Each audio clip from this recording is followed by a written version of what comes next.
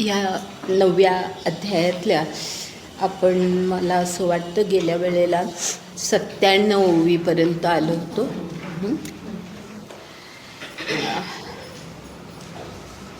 या अध्यायामध्ये ईश्वराचं स्वरूप, ईश्वर आणि जगत यांचा संबंध, आपलं विश्व यांचा संबंध, विश्वाची निर्मिती, अशा अनेक महत्त्वाच्या गोष्टी की ज्याविषयी आपल्या मनामध्ये खूप वेळेला काहीतरी गैरसमज असतात.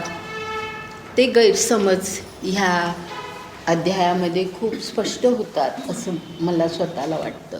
की अगदी उत्तम उदाहरण म्हणजे आपण नेहमी म्हणतो की हे सगळं विश्व, म्हणजे त्यातल्या त्यात ज्यांची काही श्रद्धा अशा प्रकारची असते ते काय म्हणतात की हे सगळं विश्व ईश्वराने निर्माण केलं आहे.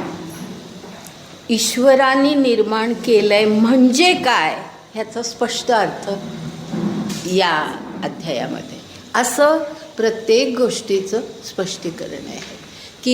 किंवा ईश्वर आमच्यामध्ये आहे, आम्ही ईश्वरामध्ये आहोत, ह्या सगळ्या कल्पना ज्या आपल्या असतात की त्या चुकीच्या आहेत असं नाही, परंतु त्या थोड्या जे आभास म्हणतो की ज्या सत्य न समजता आपल्याला थोड्याशा काहीतरी वरवर ज्या कल्पना कळतात तशा प्रकारच्या त्या कल्पना असतात. तर त्यामुळे ईश्वराचा आणि या विश्वाचा संबंध काय आहे हे ह्या अध्यायामध्ये सांगितलं आहे. आणि त्याबद्दल आपण गेल्या वेळेला चर्चा करत होतो आणि ते अजून थोडं पुढे आपल्याला पाहायचं आहे. की गेल्या वेळेला तुम्हाला आठवत असेल की त्या ज्ञानदेवांच्या शब्दामध्ये असंच ह्या संदर्भामध्ये आहे की हे सगळं जग म्हणजे माझा विस्तार आहे. बरोबर आहे, म्हणजे हे जग म्हणजे काही वेगळं नाही आहे, माझाच विस्तार आहे, मीच आहे सर्वत्र असं. म्हणजे हे सांगताना ईश्वर आणि आपण किंवा ईश्वर आणि हे सगळं विश्व हे भिन्न नाही आहे, एकच आहे. त्याच्यातली जी द्वैताची भावना आपल्या मनामध्ये असते की ईश्वर वेगळा आपण वेगळे, ईश्वरा तू माझ्यासाठी काहीतरी कर म्हणताना असाच आपल्या मनामध्ये भाव असतो की तो कोणीतरी वेगळा आणि आपण कोणीतरी वेगळं. तर तसं नाही आहे, ईश्वरच सर्व आहे. आणि खरं म्हणजे ईश्वरा तू माझ्यासाठी काहीतरी कर असं म्हणताना आपल्याला ईश्वर आपल्यामध्ये जो हृदयस्थ आहे तो आपल्याला काही मार्गदर्शन करत असतो, वेगवेगळ्या प्रकारे आपल्याला काहीतरी सुचवत असतो की आपण हे करावं, आपण हे करू नये. हे सगळ्या प्रकारची आपल्याला कधी ना कधीतरी कुठल्या तरी स्वरूपामध्ये, कोणा व्यक्तीच्या रूपाने किंवा आपल्याला काहीतरी स्वप्नात येतं किंवा कोणीतरी काहीतरी बोलून जातं, अशा सगळ्या स्वरूपात आपल्याला ते मार्गदर्शन घडत असतं. पण आपण दुर्लक्ष करतो. आपण आपल्याला जे वाटतं त्याच प्रकारे आपण जीवन जगत राहतो आणि तेच बरोबर आहे. मी सांगतो तोच धर्म बरोबर आहे. म्हणजे आता अर्जुन जसं म्हणतोय ना की गीतेमध्ये की अरे मी हे भीष्म आणि द्रोण यांच्यासारख्यांची मी आयुष्यभर मी पूजा केली पाहिजे, अशा व्यक्ती आज माझ्यासमोर वध्य म्हणून उभ्या आहेत, तर ही लढाई, हे युद्ध मी कसं करू, हा जो त्याच्या मनामध्ये प्रश्न आहे, ह्याचा अर्थच असा की तो योग्य काय अयोग्य काय हे स्वतःच्या मतीने तो ठरवतोय. बरोबर आहे. आणि ह्या संपूर्ण गीतेमध्ये जितकं आपण पुढे पुढे आता जाणार आहोत तितकं आपल्या लक्षात येतं की हे सगळं, ही सगळी एक विश्वयोजना आहे. हे कृष्ण त्याला पुन्हा पुन्हा पटवून देण्याचा प्रयत्न करतो की हे तुझ्या जे काही युगानुयुग आत्म्याची वाटचाल चाललेली असते त्यामध्ये तुझा आज आत्मा ज्या स्थानावर आहे त्या स्थानावर असल्यामुळे तुझ्या वाट्याला हे काही कर्तव्य आलेलं आहे आणि हे कर्तव्य तू पार पाडलं पाहिजेस. त्याच्यामध्येच तुझ्या आत्म्याचा विकास आहे, तुझ्या आत्म्याचा उद्धार आहे. म्हणजे हे हृदयस्थ ईश्वर खरं सांगतो, पण ते अर्जुनाला लक्षात आलेलं नाही, म्हणून अवतार रूपामध्ये असलेला कृष्ण त्याला ते समजावून देतो. हे आपण लक्षात घ्यायचं की तो अवतार रूपामध्ये आहे ह्याचं महत्त्व काय आहे, की तो अर्जुनाला योग्य काय आहे, अयोग्य काय आहे, तुझा निर्णय कसा चुकीचा आहे. आणि अगदी शेवटी आपण गीतेमध्ये जातो तिथपर्यंत जी काही अर्जुनाची एकूण सगळी विचारसरणी बदलत जाते, तिथे आपल्याला लक्षात येतं की अर्जुनाचा जो अहम होता की मी हे करतोय, मी ह्यांचा वध करणार आहे, हे युद्ध मला करावं लागणार आहे, ह्याची सगळी फळं मला भोगावी लागणार आहेत, हे सगळे मी हा जो अहम त्याच्यातला होता तो पूर्णतः नष्ट होतो. आणि तो शेवटी म्हणतो, गुंतलो होतो अर्जुन गुणे, मुक्त झालं तुझेपणी. ते तिथपर्यंत आपल्याला जायचं आहे. तर त्याची ही आता ईश्वर आणि जगत ह्या संदर्भामध्ये काय गीतेमध्ये सांगितलं आहे ते आपण आता समजावून घेतो. आता जो गेल्या वेळेला आपण शेवटी भाग पाहिला 97 ओव्यांपर्यंत आपण आलेलो होतो, त्यामध्ये 1-2 काही महत्त्वाच्या शब्दांचा उल्लेख फक्त करते की 90वी ओवी पाहते ते शेवटी असा उल्लेख आहे, निर्विकल्पी तरी नाही तेथ मीच मी आघवे, असं म्हटलेलं आहे. म्हणजे तुझ्या मनातले सगळे जे विकल्प आहेत, ज्या विकल्प ह्याचा अर्थ समजुती, कल्पना, विचार जे काही तुझ्या मनामध्ये आहेत ते एकदा सगळे गेले, तू निर्विकल्प झालास. तू एकदा निर्विकल्प झालास की मग तुला कळेल की असं हा वेगळा आहे, तो वेगळा आहे, ही सगळी भूतं मात्र वेगवेगळी आहेत, ही सृष्टीमधले सगळ्या गोष्टी वेगवेगळ्या आहेत, ईश्वर आपल्यापासून वेगळा आहे. ह्या ज्या सगळ्या कल्पना तुझ्यामध्ये आहेत, मनामध्ये आहेत, त्या सगळ्या नष्ट होतील आणि तुला दिसेल की तेथ मीच मी आघवे. मीच आहे, सर्वत्र मीच आहे. म्हणजे जी सुरुवात भगवंतांनी केली की हे सगळं विश्व म्हणजे माझा विस्तार आहे, तेच आता वेगळ्या शब्दामध्ये मीच मी आघवे, हे सगळं जे आहे ते मीच आहे असं तुझ्या लक्षात येईल असं ते म्हणतात. त्यानंतर पहा आणखी एक ओवीचा उल्लेख ते 93 ओवी आहे. त्यामध्ये असं म्हटलं आहे, ऐसिया प्रतिती बोध सागरी तू आपण या ते कल्लोळू एक करी, मग जव पाहासी चराचरी तव तूची आहासी. महत्त्वाच्या ह्या काही ओव्या आहेत म्हणून सांगते की प्रतिती बोध म्हणजे एकदा तुला हा सगळा बोध, प्रतिती म्हणजे अनुभवही आला, तुला नीट कळलं, उमजलं सगळं, हा बोध सगळा झाला. त्याला सागराची उपमा दिली आहे की ह्या प्रतिती बोध सागरातला तू स्वतःला एक कल्लोळ कर. कल्लोळ म्हणजे लाट, तरंग. त्या प्रतिती बोध सागरातला तू स्वतःला एक तरंग कर.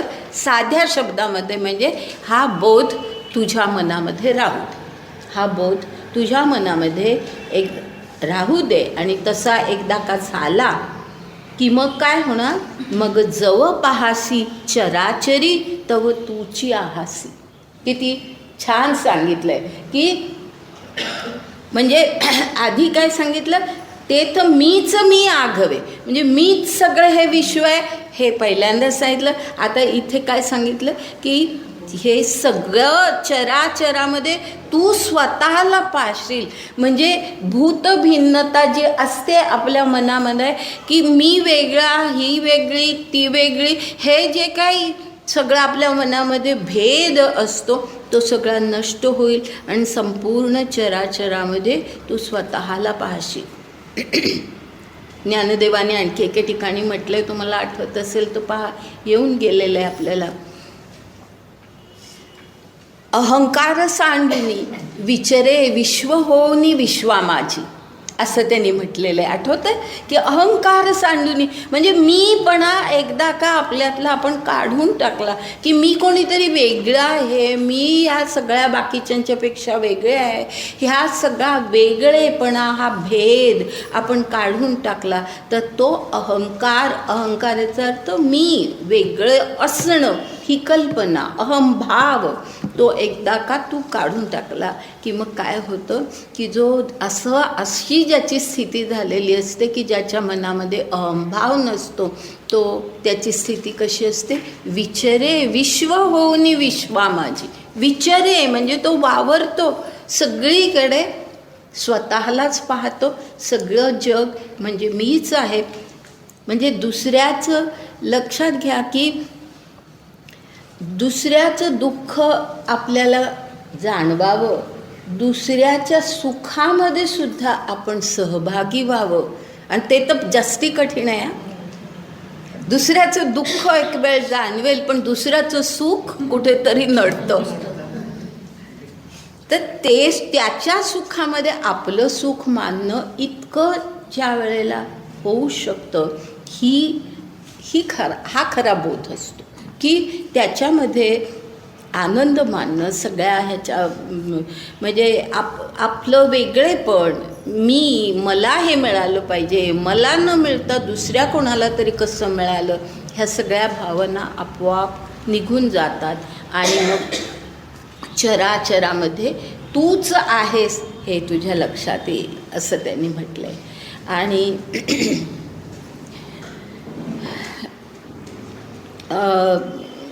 पुढे म्हटलं आहे त्यांनी की हा जो बोध तुला होणार किंवा झाला की त्यानंतर पुन्हा तो बोध जायला देऊ नकोस.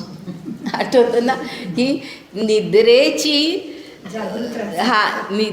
वाट मोडे असं म्हटलंय की झोप लागली की आपल्याला स्वप्न पडतात आणि त्या स्वप्नामध्ये आपल्याला काहीतरी चुकीच्या कल्पना आपल्या मनामध्ये सगळ्याला तेच खरं आहे असं तो काही काळ आपल्याला वाटतं.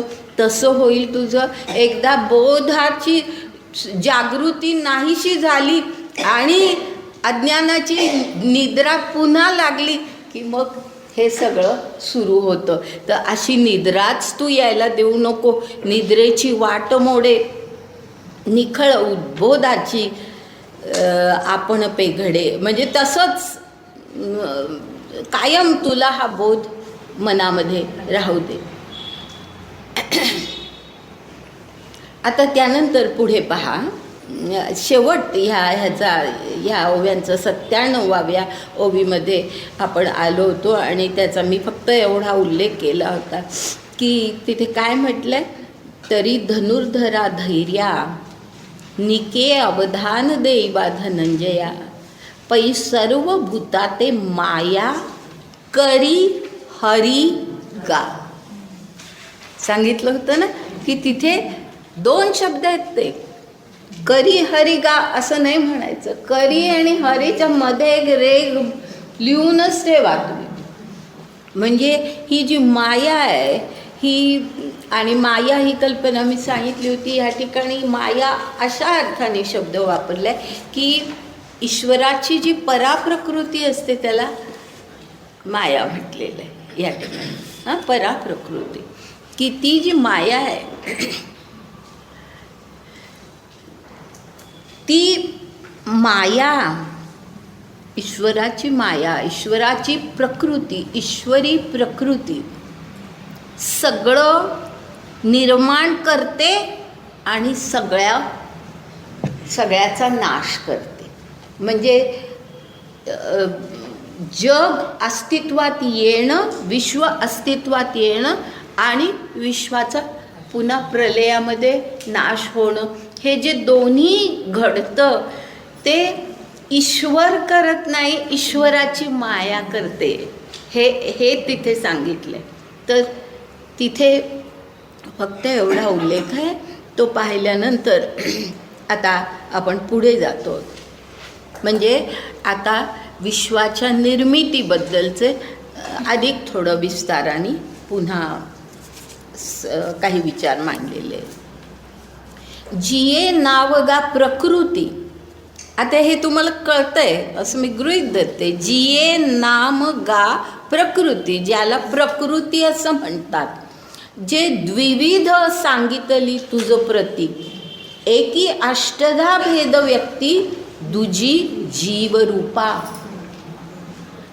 दोन प्रकारच्या प्रकृती सांगितल्या आहेत ना. आपण आठवतंय तुम्हाला, दोन प्रकारच्या प्रकृती आहेत. एक अष्टधा प्रकृती, की अष्टधा म्हणजे 8 त्याच्यामध्ये गोष्टी आहेत. 5 म्हणजे पंचमहाभूत आणि मन, बुद्धी आणि अहंकार, ह्यात अशा मिळून 8 ज्या गोष्टी आहेत. त्याच्यामुळे म्हणजे त्यांनी त्या गोष्टी एकत्रित होऊन जी प्रकृती निर्माण होते त्याला अष्टधा प्रकृती, अपरा प्रकृती असं म्हटलं जातं. अष्टधा प्रकृती. आणि दुजी जीवरूपा. जीवरूपा ह्याचा अर्थ हा जो परमेश्वर आहे, हा जो ईश्वर आहे, तो आपल्यामध्ये, आपल्या प्रत्येकामध्ये, प्रत्येक भूतमात्रामध्ये जीव ह्या स्वरूपामध्ये अस्तित्वामध्ये आहे. तो जो जीव, ती जी ईश्वराची प्रकृती, ती जीवरूपा प्रकृती. जीवरूपा प्रकृती म्हणजे खरं म्हणजे ही पराप्रकृती, कारण ही ईश्वराची प्रकृती आहे की जीवरूपामध्ये ती आपल्यामध्ये अस्तित्वात असते. पण हाच जीव जो ईश्वरासारखाच असतो, ईश्वराचेच गुण ज्याच्यामध्ये असतात, असा हा जो जीव आहे, तो ज्या वेळेला या अष्टधा प्रकृतीमध्ये, अपरा प्रकृतीमध्ये गुंततो, त्यावेळेला मग त्याची जी अवस्था होते त्याला क्षर आत्मा म्हटलेलं आहे. माहिती आहे ना, आठवतं तुम्हाला क्षर आत्मा. तर क्षर आत्मा हा कनिष्ठ स्वरूपाचा आत्मा आणि वरिष्ठ स्वरूपाचा, उच्च स्वरूपाचा आत्मा जो आहे, किंवा उच्च स्वरूपाची प्रकृती जी आहे ती म्हणजे ही पराप्रकृती. आता पुढे त्यांनी काय म्हटलं आहे, हा प्रकृती विखो आघवा तुवा मागा परिसिलासे पांडवा, म्हणून या असो काही सांगावा पुढती पुढती. म्हणजे तिथे म्हटलं असं की हा मी प्रकृतीचा विषय, विखो याचा अर्थ विषय, हा प्रकृतीबद्दलचा सगळं जे काही विवेचन आहे, प्रकृतीबद्दलचा हा प्रकृती हा विषय सगळा मी तुला मागे सांगितला आहे अर्जुना, मी तुला मागे सांगितलेलं आहे आणि तू ऐकलेला आहेस. परिसिलासे म्हणजे तू ऐकलेला आहेस, लक्षपूर्वक ऐकलेला आहेस. म्हणून असो म्हणजे म्हणून असो काही सांगावा पुढती पुढती, म्हणून पुढती पुढती याचा अर्थ पुन्हा पुन्हा. आता पुन्हा पुन्हा मी तेच काय सांगू, मी तुला सांगितलेलं आहे, तू नीट ते ऐकलेलं आहेस. आणि आपल्यालाही माहिती आहे नाही का, प्रकृती ही कल्पना, पुरुष ही कल्पना, ह्या सगळ्या कल्पना आपण पाहिलेल्या आहे. तर तेच इथे आहे की पुन्हा पुन्हा मी काय सांगू. फक्त आता म्हणजे आता मी थोडक्यात एवढंच सांगतो असं त्यांना म्हणायचं आहे. आणि मग ते पुढे सांगतात, तरी ये माझी ये प्रकृती महाकल्पाचा अंती, सर्व भूते अव्यक्ती ऐक्यासी येती. कळलं ना की ही जी माझी प्रकृती आहे ती महाकल्पाच्या अंती. महाकल्प ह्याचा अर्थ की तुम्हाला आठवत असेल, आपण गेल्या अध्यायामध्ये आपण पाहिलेलं आहे की तिथे कल्प हा शब्द जरी वापरला नव्हता तरी ब्रह्मदेवाचा दिवस, ब्रह्मदेवाची रात्र, या सगळ्या कल्पना आपण पाहिल्यात. आणि ब्रह्मदेवाचा दिवस म्हणजे हे 4 युग जे आहेत, सत्ययुग, त्रेतायुग, द्वापरयुग आणि कलियुग, ही 4ही युग मिळून एक महायुग होतं. आणि अशी 1000 महायुग पूर्ण होतात त्यावेळेला ब्रह्मदेवाचा एक दिवस होतो, पूर्ण होतो. आणि तो संपल्यानंतर मग ब्रह्मदेवाची रात्र सुरू होते की त्यावेळेला सगळं जग हे नष्ट होतं, प्रलय होतो. तर त्याला महाकल्प असं म्हटलेलं आहे, महाकल्प. कारण हे महा असं म्हणण्याचं एक कारण सांगते तुम्हाला, की ही कल्पना एवढे म्हणजे तात्विक आपल्याला माहिती असलीच पाहिजे असं नाही, पण मग असा महा शब्द का वापरला असं कुठेतरी मनामध्ये शंका जर कोणाच्या आली तर एक निरसन करावं म्हणून सांगते. की हे जे ब्रह्मदेवाचं दिवस आणि ब्रह्मदेवाची रात्र असं जे म्हटलं जातं ना, त्याच्यामध्ये ब्रह्मदेवाच्या एका दिवसामध्ये म्हणजे जी हजारो महायुग झालेली असतात त्या एका दिवसामध्ये 14 कल्प होतात. कल्प 14 कल्प होतात अशी कल्पना आहे. आणि म्हणून महाकल्प शब्द वापरलाय की ही प्रत्येक हे वेगळं कल्प नव्हे, तर पूर्ण सगळा ब्रह्मदेवाचा दिवस संपतो त्यावेळेला जग नष्ट होतं. म्हणून महाकल्प असा शब्द आहे. महाकल्पाचा अंती सर्व भूते अव्यक्ती ऐक्यासी येते. म्हणजे जी आत्तापर्यंत व्यक्त झाली आहेत, जगामध्ये व्यक्त झालेली आहेत, ती आता अव्यक्त होतात. अव्यक्त होतात. आणि नुसतं तेवढं म्हणून थांबले नाही आहेत, त्यांनी काय म्हटलंय, ऐक्यासी येते. हा सुद्धा ही महत्त्वाची गोष्ट आहे. जोपर्यंत जगामध्ये ही सगळी भूतमात्र असतात तोपर्यंत भेद असतो. बरोबर आहे. म्हणजे ऐक्य नसतं, भेद असतो. प्रत्येकाला आपण वेगळा, कारण माणसामध्ये हा जो अहम आहे त्या अहममुळे मी वेगळा आणि दुसरा माणूस वेगळा ही भावना निर्माण होतेच.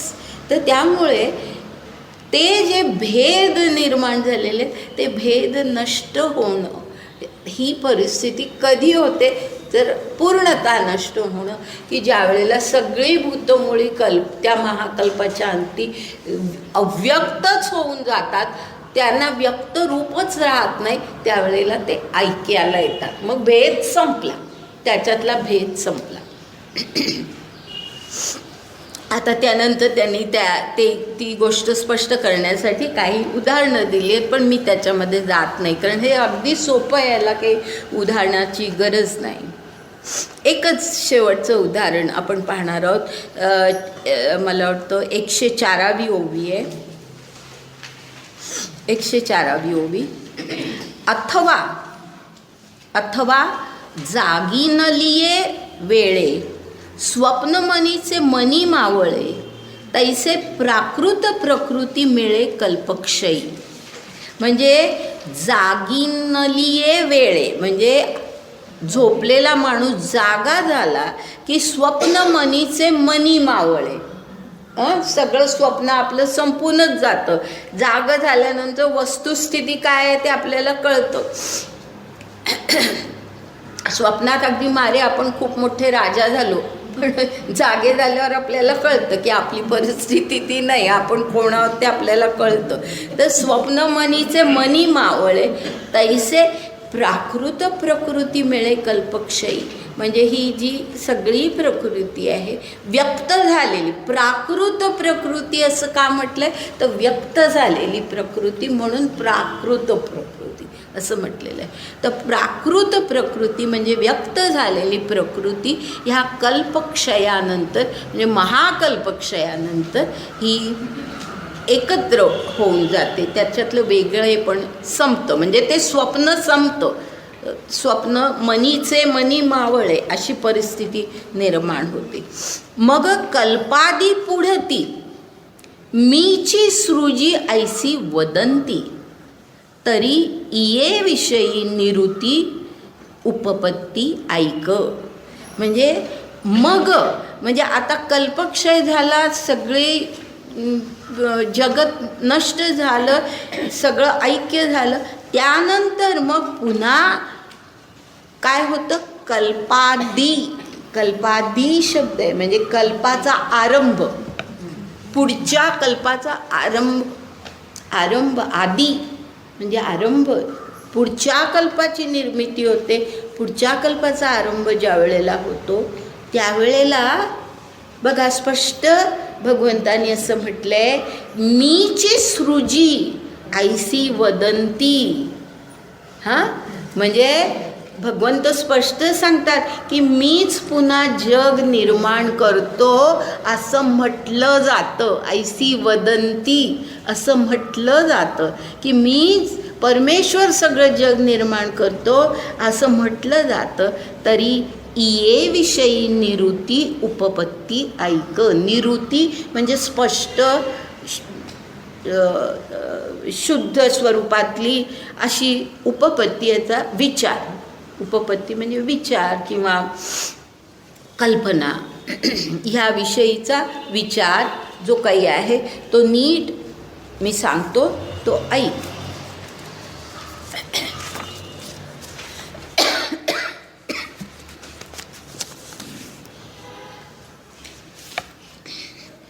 आता मग म्हणजे आता त्यांनी एवढंच सांगितलं की लोक असं म्हणतात की मी जग निर्माण करतो. हां, वदंती शब्द वापरला आहे ना. मग तसं नाही आहे. मग काय घडतं हे आता ते स्पष्ट करतात. तरी हेची प्रकृती किरीटी मी स्वकीया सहजे अधिष्ठी. हां, एवढाच आधी अर्थ सांगते, कारण मग संपूर्ण ओवी घेतली ना उगीच गोंधळ होईल, म्हणून आधी फक्त एवढाच अर्थ सांगते. तरी हेची प्रकृती किरीटी मी स्वकीया सहजे अधिष्ठी. म्हणजे काय तर ही जी प्रकृती आहे ना, ही प्रकृती मी तिला स्वकीय केलं, म्हणजे मी तिला अंगीकारलं, मी तिला स्वीकारलं. ही जी प्रकृती आहे त्या प्रकृतीचा मी स्वीकार केला. हां, स्वीकार केला म्हणजे परमेश्वराची प्रकृती का होईना, पण त्या प्रकृतीला वाव द्यायला पाहिजे ना. सत्ता शेवटी परमेश्वराची. हां, त्या प्रकृतीला वाव द्यायला पाहिजे. आणि वाव देणं याचा अर्थ मी ह्या ठिकाणी म्हणजे जगाची निर्मिती कशी होते तर मी प्रकृतीचा स्वीकार केला, स्वकीय तिला केलं, म्हणजे मी तिचा अंगीकार केला, मी तिचा स्वीकार केला की मग सहजे अधिष्ठी म्हणजे सगळं जग पुढे निर्माण होतं. ती म्हणजे तो आधार होतो, ती प्रकृती आणि त्या प्रकृतीमागचा मी हा फक्त आधार होतो आणि सगळं जग पुढे निर्माण होतं. अधिष्ठान काय तर हे प्रकृतीचा मी स्वीकार करणं हे अधिष्ठान म्हणजे पाया म्हणा किंवा त्या आधार म्हणा. आधार तो आधार काय तर मी प्रकृतीचा स्वीकार करणं हा आधार. आणि मग पुढे त्यांनी एक उदाहरण दिलं आहे आपण, आणि ते उदाहरण फक्त 6 म्हणजे एकच ओवीमध्ये नाही आहे, 6व्या 7व्या ओवीमध्ये असं एकत्र ते उदाहरण आहे. म्हणून त्या दोन्ही ओव्या पुढे वाचूया. म्हणजे ह्या 6व्या ओवीतला पुढचा भाग.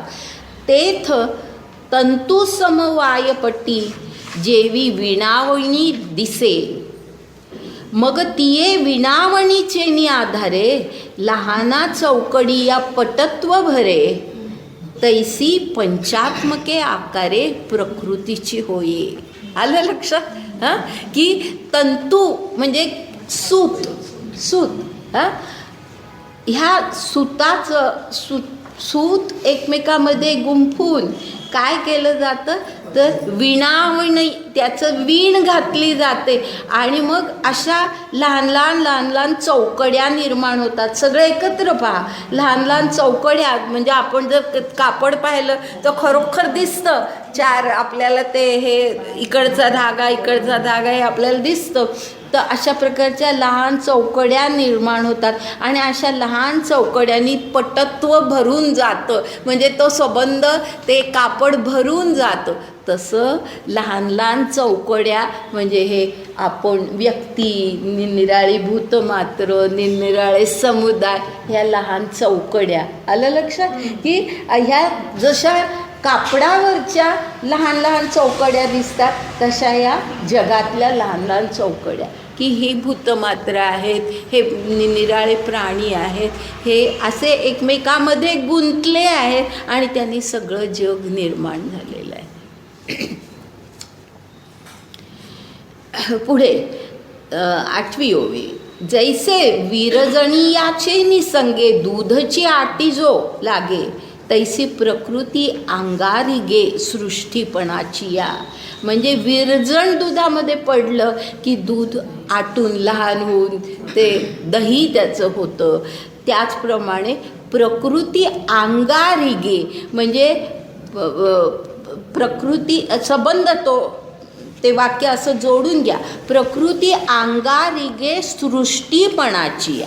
म्हणजे ती जी प्रकृती आहे ती सृष्टीपण घेते, सृष्टीपण घेते. अंगारी गे ह्याचा अर्थ की तिच्यामुळे ते सगळी सृष्टी निर्माण होते असं म्हणा, किंवा तीच प्रकृती सर्व सृष्टीचं रूप घेते. अंगारी गे. अशी बरीच उदाहरणं दिली आहेत. पुढे आहे, बीज जळाची जवळीक लाहे आणि तेची शाखोपशाखी होय, तैसे मज करणे आहे भूतांचे हे. म्हणजे बीज आणि जळाची जवळीक झाली, बीजाला पाण्याचा अंश मिळाला की शाखोपशाखी म्हणजे पुढे झाडाचा, त्या वृक्षाचा विस्तार व्हायला लागतो. तसंच आहे की ह्या ठिकाणी बीज आणि जळ असं सांगून म्हणजे परमेश्वर आणि प्रकृती हे दोन एकत्र येणं असं सांगितलंय. लक्षात आलं की बीज आणि जळ एकत्र आलं की पुढे वृक्ष निर्माण होतो, वृक्ष वाढतो. त्याचप्रमाणे ईश्वर आणि प्रकृती हे एकत्र आले की विश्व निर्माण होतं. म्हणजे ही केवळ परमेश्वराची ही कृती नाही आणि केवळ प्रकृतीची ही कृती नाही. लक्षात घ्या, हे दोन्ही मिळूनच जग निर्माण होतं. ह्या मला एकदम बोलताना आठवण झाली की या संदर्भामध्ये ह्या पॉंडिचेरीच्या ज्या मदर आहे त्यांचं एक वाक्य आहे आणि ते इतकं बरोबर ते हाच विचार सांगणारा आहे. पहा की त्यांनी काय म्हटलं आहे. त्यांनी ते वाक्य जे आहे ते आता काही लोक अरविंद आणि माताजी ह्यांचं रिलेशन कसं होतं ते सांगण्यासाठी वापरतात, पण मूलतः ते वाक्य प्रकृती आणि पुरुष किंवा प्रकृती आणि परमेश्वर ह्यांचं नातं काय आहे, ह्यांचा संबंध काय आहे आणि त्याच्यातून जग कसं निर्माण होतं हे सांगण्यासाठी ते खरं म्हणजे वाक्य आहे. आणि ते वाक्य इतकं सुंदर आहे. वाक्याची सुरुवात अशी आहे, म्हणजे प्रकृती म्हणते, हे प्रकृती म्हणते त्या वाक्यामध्ये. प्रकृती असं म्हणते म्हणजे माताजींचं वाक्य, पण ते प्रकृतीच्या तोंडी असं आहे, आय एक्झिस्ट नॉट. ते जुनं इंग्लिश लक्षात घ्या. आय एक्झिस्ट नॉट विदाउट हिम.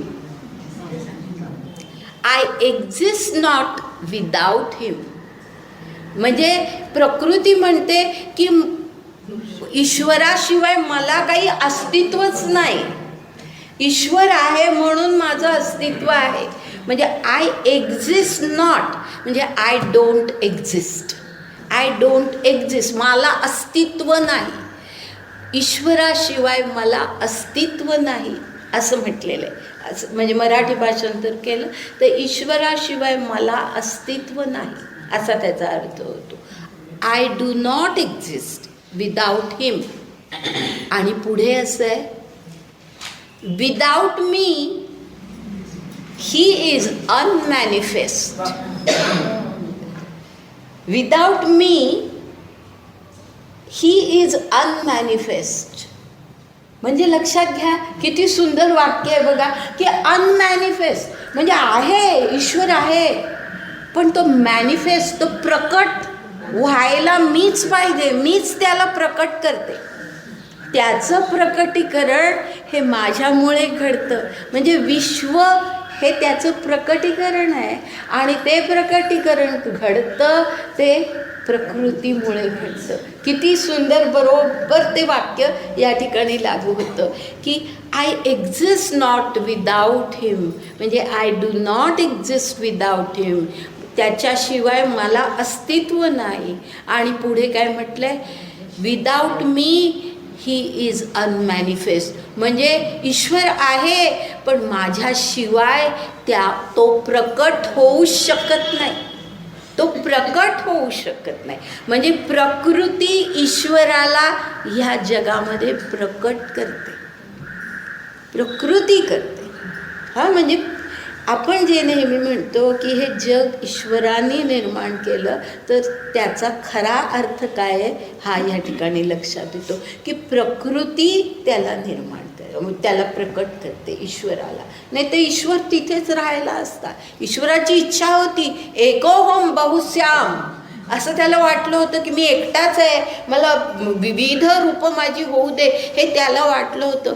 पण त्याचं त्याला घडवता येणं शक्य नव्हतं. ते कोणी घडवलं? प्रकृतीने घडवलं. म्हणजे त्याचं प्रकटीकरण केलं प्रकृतीने. म्हणून त्या वाक्यामध्ये इतकं सुंदर माताजींचं वाक्य येते की I exist not without him and without me he is unmanifest, असं म्हटलेलं आहे.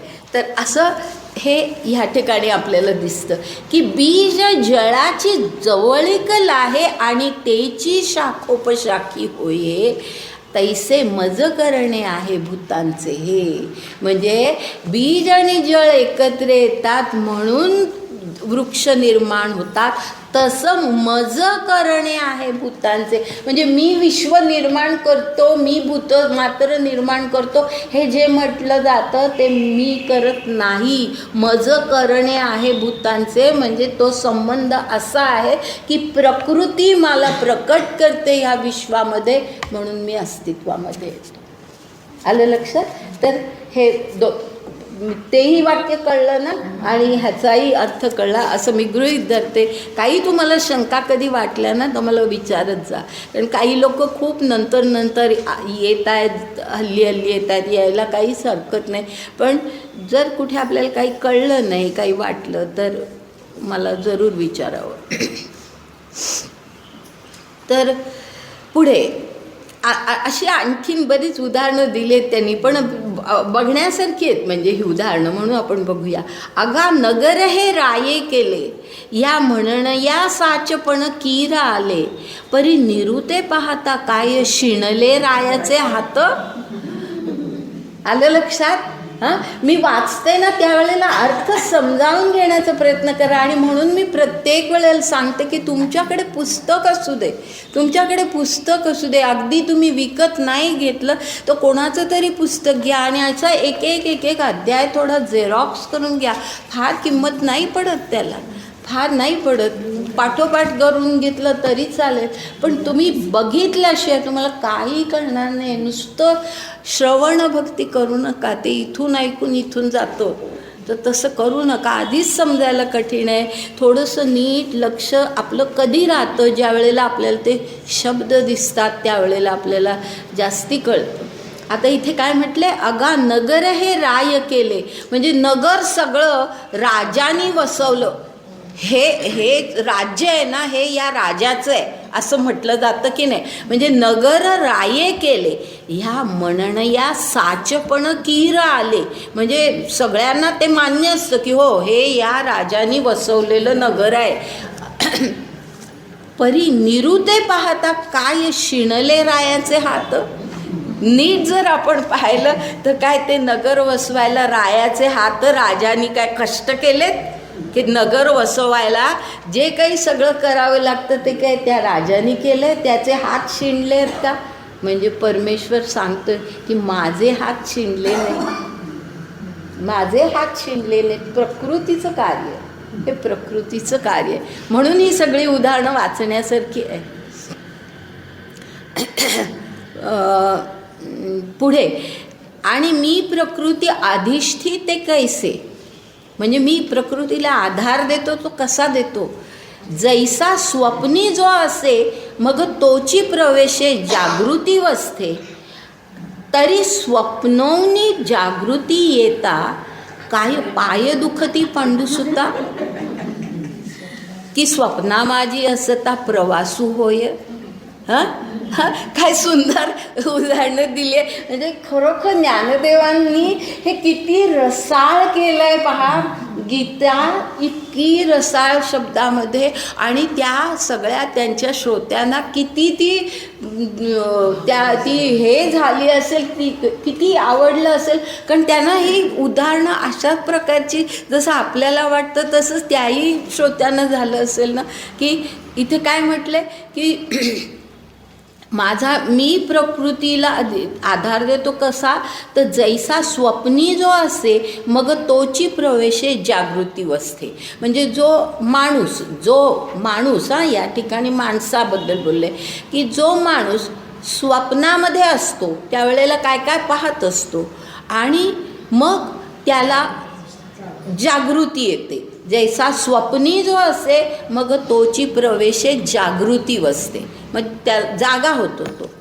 आता पुढे त्या ओवीला जोडून पुढची ओवी घ्यायची तरच अर्थ चांगला कळतो. पुढची ओवी काय आहे, तरी स्वप्नौनी जागृती येता काय पाय दुखती पांडुसता, की स्वप्ना माझी असता प्रवासू होय. म्हणजे स्वप्नातून जागृतीमध्ये यायला काय मोठा प्रवास केला का त्या माणसाने, की त्याचे पाय शिणून गेले? नाही, काहीच नाही, त्याने काहीच केलं नाही. तसं परमेश्वर म्हणतो की मी काही केलेलं नाही, हे सगळं प्रकृती करत असते. या आघवियाचा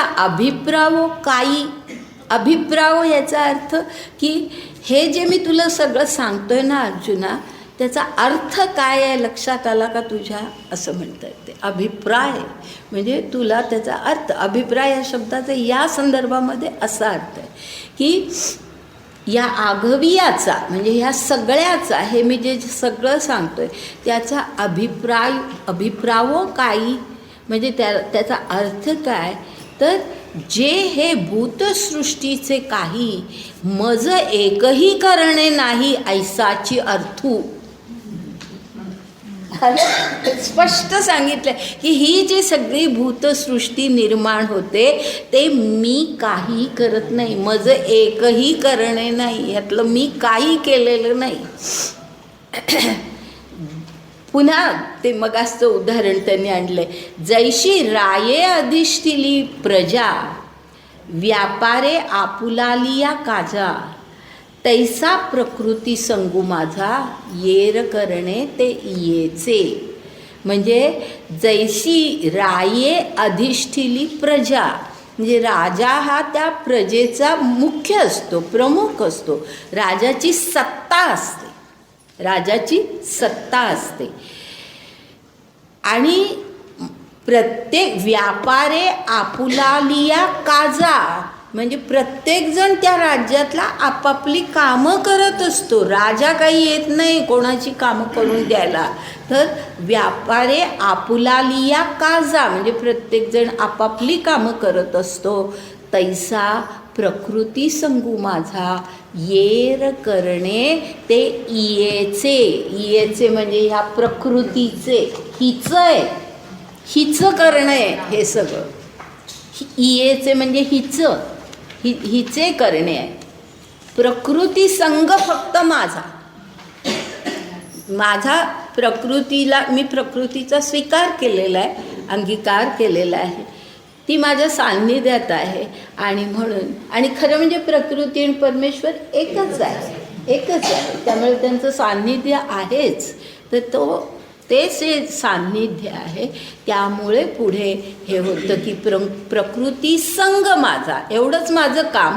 आणि येर करणे, बाकीचं सगळं, येर याचा अर्थ बाकीचं सगळं करणं आहे ते प्रकृतीचं आहे, माझं काही नाही. पुन्हा आणखी एक उदाहरण आहे. पाहे पा पूर्ण चंद्राची ये भेटी, समुद्र भरते अपार दाटी, ते तर चंद्रासी काय किरीटी, उपखा पडे. उपखा म्हणजे कष्ट, कष्ट, श्रम, श्रम किंवा कष्ट. पूर्ण चंद्र म्हणजे पौर्णिमा, पौर्णिमेच्या वेळेला समुद्राला भरती येते, अपार दाटी, समुद्र भरतो, खूप मोठी भरती येते.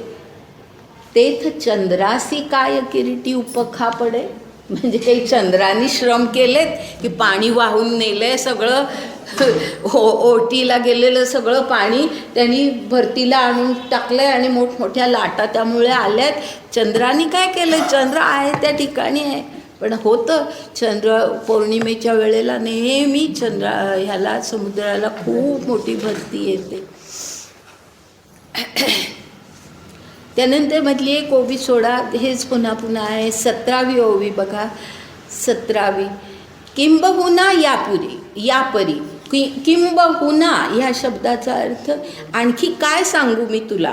किंबहुना, बहुना म्हणजे आणखी काय, बहुना, किंबहुना असा तो शब्द आहे. किंबहुना म्हणजे आणखी काय तुला मी सांगू. म्हणजे आता मी बऱ्याच प्रकारे तुला सांगितलं आहे. किंबहुना यापरी एवढंच आता लक्षात घे की मी निज प्रकृती अंगीकारी आणि भूतसृष्टी एकसरी प्रसवोची लागे. भूतसृष्टी ही आपोआप पुढे वाढत जाते. मी फक्त प्रकृतीचा अंगीकार करतो. आणि मग ती भूतसृष्टी कशी वाढते हे आता मधल्या थोड्या ओव्या गाळूया. 121वी ओवी बघा. 120व्या नंतर. स्थावरा आणि जंगमा, स्थूळा अथवा सूक्ष्म, हे असो भूतग्रामा प्रकृतीची मूळ. म्हणजे ह्या सगळ्याला, ज्याला आपण स्थावर म्हणतो, जंगम म्हणतो, माहिती आहे ना, हे शब्द आपल्याला परिचयाचे आहेत. तर स्थावर, जंगम, स्थूल, सूक्ष्म, म्हणजे काही गोष्टी सूक्ष्म असतात, आपल्याला कळत नाही. मन तर सूक्ष्म आहे, बुद्धी सूक्ष्म आहे, आपल्याला काही ती दिसत नाही. तर अशा प्रकारे अशा अनेक गोष्टी आहेत की स्थूल आणि सूक्ष्म, आणि एकूण हे सगळं भूतग्राम म्हणजे सगळं भूतमात्रांचा सगळा एकूण समुदाय. ह्या सगळ्याला प्रकृतीची मूळ म्हणजे प्रकृतीच त्याचं मूळ कारण आहे. हे सगळं निर्माण होण्याला प्रकृतीच मूळ कारण आहे. म्हणून भूते हन सृजावी का सृजिली प्रतिपाळावी, इये करणी न येती आघवी आमुचिया अंगा. स्पष्ट सांगितले परमेश्वराने की भूते सृजावी म्हणजे भूतांना, भूतमात्रांना जन्म देणं. सृजन म्हणजे जन्म देणं.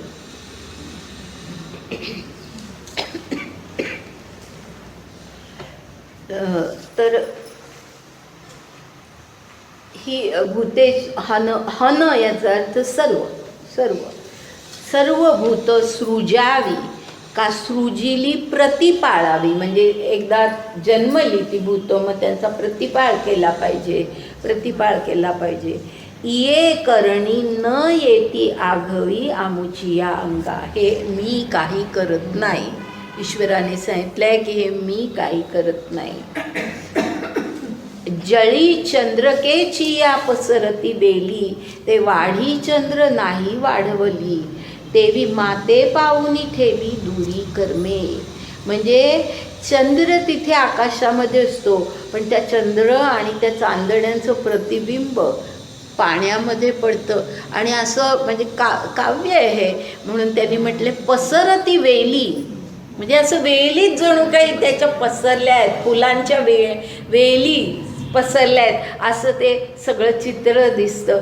तर जळी चंद्रकेची या पसरती वेली, ते वाढी चंद्रे नाही वाढवली, चंद्राने काही केलेलं नाही आहे. तेवी माते पाऊनी ठेली दुरी कर्मे, म्हणजे माझ्यापासून ही सगळी कर्म जी आहेत जगातली, विश्वातली, ही सगळी दूर आहे, दूर आहे, मी करत नाही.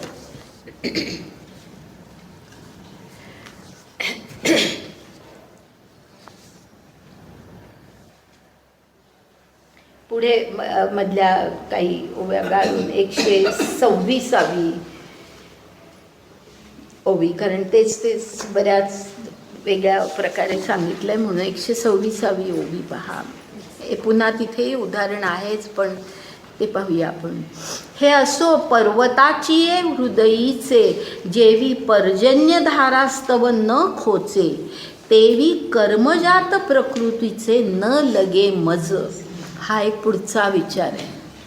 पुढचा विचार आहे की त्यांनी उदाहरण काय दिलं की पर्वताची हृदयीचे, म्हणजे पर्वताच्या आत डोंगराच्या आतमध्ये, त्या दगडाच्या आतमध्ये असतं काय काही वेली असतात, कुठे काय झाडं झुडपं काय काय वाढत असतात, प्राणी असतात. तर अशा अनेक गोष्टी त्याच्या आतमध्ये असतात.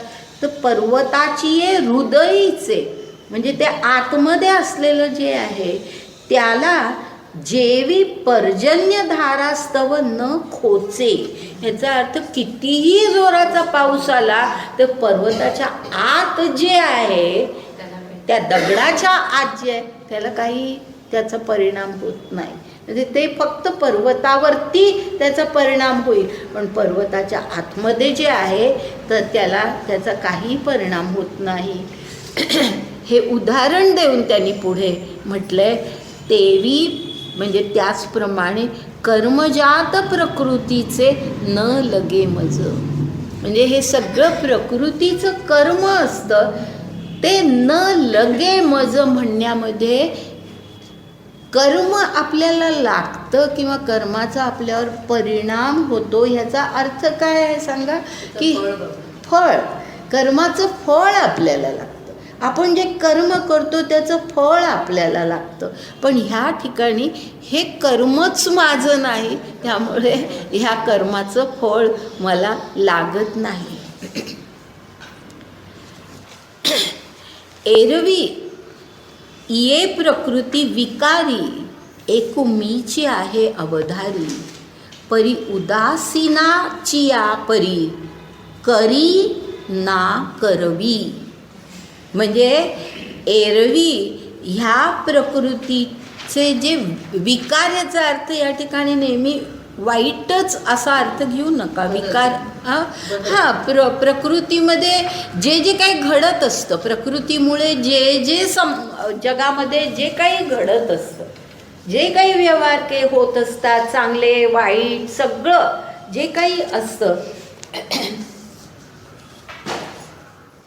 ते त्या सगळ्याला एकू मीची आहे अवधारी. म्हणजे त्या सगळ्याचा आधार मी आहे, त्या आधार मी आहे किंवा त्या सर्वावर सत्ता माझी आहे. प्रकृती ते निर्माण करते, पण त्या प्रकृतीवरही आणि प्रकृतीने निर्माण केलेल्या सगळ्यावरती माझी सत्ता आहे. हा मुद्दा मी सत्ता शब्द वापरते, कारण पुढे पहा हा शब्द कसा कुठल्या संदर्भामध्ये येईल तो पुढे तुमच्या लक्षात येईल. तर ह्या ठिकाणी एवढंच लक्षात घ्या की प्रकृती जे काही सगळं करते त्याचा आधार मी आहे, त्या सर्वावरती माझी सत्ता आहे. परी कशी आहे ती? परी उदासीनाची या परी. उदासीन ह्याचा अर्थ चुकीचा घेऊ नका. उदासीन म्हणजे आपण ज्या अर्थी उदासीन शब्द वापरतो तसा नाही. उदासीन म्हणजे अलिप्त. त्यापासून मी अलिप्त आहे. अलिप्त आहे. जे काही सगळं घडतं त्यापासून मी अलिप्त आहे, मी साक्षी आहे, मी अलिप्त आहे. करी ना करवी, मी करतही नाही आणि मी करवूनही घेत नाही. मी करवून घेत नाही हे स्पष्ट करण्यासाठी पुढे आणखी उदाहरण दिलंय, सुंदर उदाहरण दिलंय की मी करत नाही, मी करवून घेत नाही. आणि ते कसं पहा, उदाहरण काय दिलंय? दीपू ठेविला परिवरी परिवरी म्हणजे घरामध्ये, परिवरी ह्याचा अर्थ घरामध्ये. दीपू ठेविला परिवरी, कवणा ते नियमी ना निवारी. आणि कवण कवणीये व्यापारी राहते तेही नेणे. म्हणजे घरामध्ये दिवा ठेवला की त्या उजेडामध्ये लोक आपापली कामं करत असतात. आता ती काय कामं करतात हे काही तो दिवा पाहतही नाही आणि तो काही त्यांना असं करा म्हणूनही सांगत नाही, किंवा हे करू नका म्हणूनही सांगत नाही. तो अलिप्त असतो, त्या सगळ्या त्यांच्या कृतींपासून तो अलिप्त असतो. कवण कवणीय व्यापारी राहते तेही नेणे. म्हणजे त्याला माहिती नसतं कोण काय करतंय ते, त्याचा त्याच्याशी काही संबंधच नाही. तो जैसा का साक्षी भूतू गृहव्यापारी प्रवृत्ती हेतू, तैसा भूतकर्मी काय अनासक्तू मी भूती असे. म्हणजे तो जसा साक्षीभूत आहे की तो आहे नुसता साक्षीला, तुम्ही आपापले व्यवहार काही करा, तो साक्षीला आहे. आणि गृहव्यापार प्रवृत्ती हेतू म्हणजे कुठल्याही प्रकारच्या प्रवृत्ती ज्या काही आहेत त्या सगळ्या प्रवृत्ती तो पाहतो. त्या चांगल्या असोत वाईट असोत काही असो तो सगळं पाहत असतो. तैसा भूतकर्मी अनासक्त मी भूती असते. मी अनासक्त, मी भूतामध्ये आहे पण भूतकर्मामध्ये मी अनासक्त आहे. त्यांनी काय वाटेल ते कर्म करू दे, तो त्यांचा प्रश्न आहे, मी त्यामध्ये अनासक्त आहे. म्हणजे आता या ठिकाणी कदाचित कोणाच्या मनामध्ये शंका येईल की आपण असं काही वेळेला म्हणतो की ईश्वर आपल्याला मार्गदर्शन करत असतो, असं आपण म्हणतो. पण हे लक्षात घेण्यासारखी ही गोष्ट आहे की असं प्रत्येक बाबतीत ईश्वर कुठे आपल्याला मार्गदर्शन करतो. आपणच आपल्या बुद्धीने योग्य काय अयोग्य काय सगळं आपणच ठरवतो, आपणच करत असतो. काही वेळेला आपण चुकतो, काही वेळेला आपण अगदी योग्य मार्गाने जातो. जे काय करतो ते आपणच करत असतो. तो ईश्वर आहे आतमध्ये, त्याला ते सगळं कळत असतं. तो साक्षी आहे आपल्या सगळ्या गोष्टींना, तो साक्षी आहे की यांनी काय चाललं आहे हे त्याला माहिती आहे. पण तो आपल्याला सतत काही हे करत नाही. आपल्याला ईश्वर मार्गदर्शन करतो पण काही एका विशिष्ट वेळी, आणि विशिष्ट वेळी म्हणण्यापेक्षा सुद्धा आपण त्या मार्गामध्ये असलो, आपण ईश्वराशी निष्ठ असलो, आपण ईश्वरावरती सगळं समर्पण केलेलं असलं तर ईश्वर आपल्याला निश्चित मार्गदर्शन करतो, निश्चितपणे आपल्याला योग्य मार्गाला नेतो. आपलं कुठे जे चुकतं ते आपल्याला कुठेतरी जाणवतं. ते जे जाणवतं ह्याचं कारण की त्याचं ते मार्गदर्शन असतं, पण त्याच्यासाठी आपल्याकडून काही गोष्टी घडाव्या लागतात आणि त्या ह्या असतात की आपण त्या दिशेने, त्या ईश्वराच्या दिशेने आपण गेलं पाहिजे आणि आपण आपलं पूर्ण समर्पण त्याच्यावरती केलं पाहिजे. की जे आपण गीतेच्या 18व्या अध्यायामध्ये जेव्हा येऊ त्यावेळेला पूर्ण समर्पण म्हणजे काय हे आपल्याला कळणार आहे. तर अशा प्रकारे हे आपण पाहिलं. आता त्यानंतर पुढे हा विचार अजून थोडा पुढे आहे. पुढची ओवी 131 मला वाटतं. जे लोकचेष्टा समजता जैसा निमित्त मात्र का सविता, तैसा जगत प्रभवी पांडुसुता हेतू मी जाणे. म्हणजे सविता म्हणजे सूर्य की लोकचेष्टा समजता म्हणजे सूर्य उगवतो, प्रकाश पडतो म्हणून लोक आपापली कामं करतात. लक्षात घ्या की सूर्यच नसता सगळा अंधकार असता तर केवढं कठीण झालं असतं सगळं जीवन जगणं. तर हे सूर्य आपल्याला नुसता त्याचा प्रकाश देतो म्हणजे तो फक्त आपल्या कार्याला निमित्त मात्र असतो. निमित्त मात्र तो आपली काही कार्य तुम्ही असं करा तसं करा, तो काही सांगत नाही. तो फक्त आपल्याला उजेड देतो आणि तो कार्याला निमित्त होतो. तैसा जगतप्रभवी म्हणजे जगाच्या ह्या निर्मितीमध्ये पंडुसुता म्हणजे हे अर्जुना ह्या जगाच्या प्रभवामध्ये म्हणजे जगाच्या निर्मितीमध्ये हेतू मी जाणे. म्हणजे मी हेतू आहे, मी कारण आहे, की माझ्या सत्तेने माझ्या इच्छेमुळे ह्या प्रकृतीने हे सगळं विश्व निर्माण केलं आहे. इच्छा माझी होती, एकोहम बहुश्याम ही माझी इच्छा होती. म्हणजे माझा हेतू फक्त कारणीभूत आहे, मी निमित्त मात्र आहे, पण पुढे मात्र मी काहीही केलेलं नाही.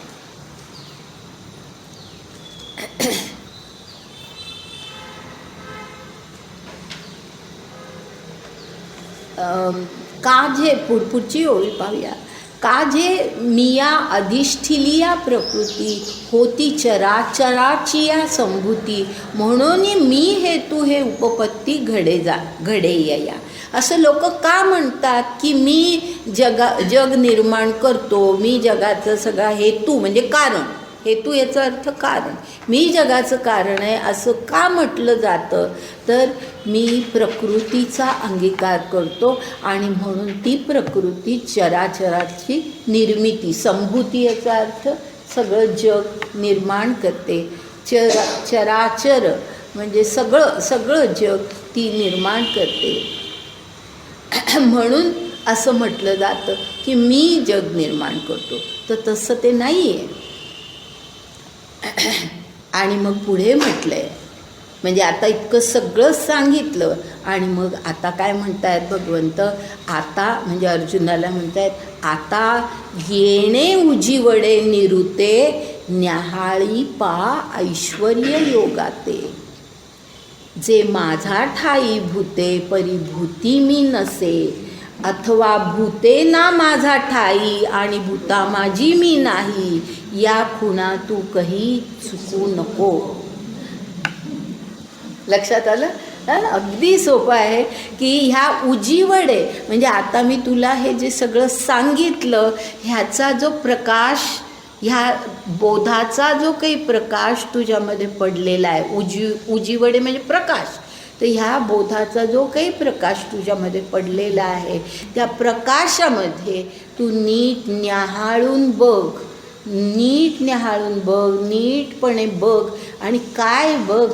माझा ऐश्वर्य योग, माझा ऐश्वर्य योग. आता हा जो ऐश्वर्य शब्द आहे ना या ठिकाणी, यामध्ये हे दोन्ही शब्द ऐश्वर्य आणि योग हे दोन्ही विचार करण्यासारखे शब्द आहेत. हा ऐश्वर्य हा जो शब्द आहे त्याचा अर्थ आपण नेहमी काय घेतो, ऐश्वर्य म्हणजे खूप मोठी सदनता, संपत्ती, म्हणजे ऐश्वर्य म्हणतो आपण. पण ऐश्वर्य ह्याचा खरा अर्थ सत्ता असा आहे. सत्ता, ऐश्वर्य ह्याचा अर्थ सत्ता असा आहे.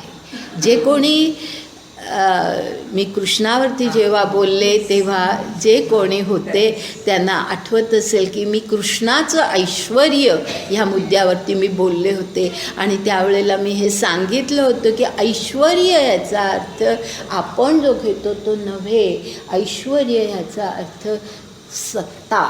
सत्ता कारण पहा त्याचे जे गुण सांगितलेत त्याच्यामध्ये कृष्णाच्या गुणामध्ये ऐश्वर्य आणि लगेच पुढचा गुण सांगितला आहे वैराग्य.